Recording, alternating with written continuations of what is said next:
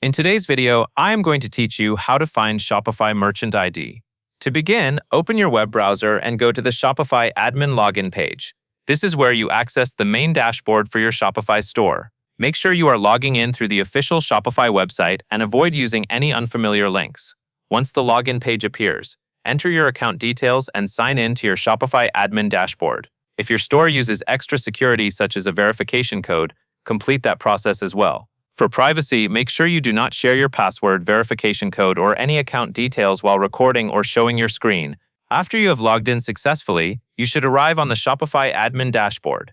This is the main control area for your store. From here, you can manage products, orders, customers, apps, settings, and other important store information. Take a moment to let the page load fully, especially if your internet connection is slow or if Shopify is still loading your store data. You want to make sure the full dashboard is visible before moving on, so you can easily find the menu options you need.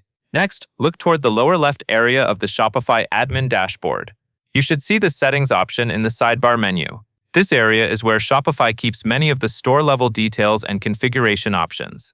Click on Settings to open the settings page. This is an important part of the process because the merchant details and store domain information are usually found inside the store settings area, rather than on the main dashboard screen.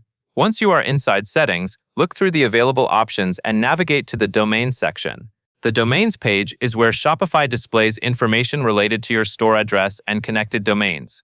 This may include your default Shopify store URL, any custom domains you have connected, and other domain-related information.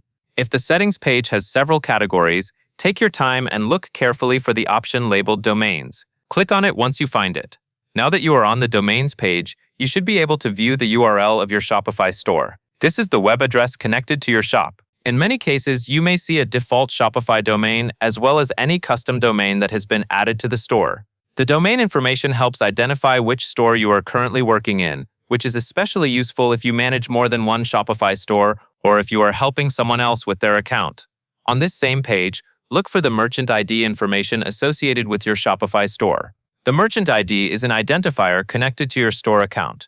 It may be needed when working with certain Shopify services, integrations, support requests, or account-related tasks. When you find it, make sure you only use it in trusted places and avoid sharing it publicly. While a merchant ID is not the same as a password, it is still store-related information, so it is best to handle it carefully. If you are recording your screen or creating a tutorial for someone else, be sure to hide or blur any private store details before sharing the video.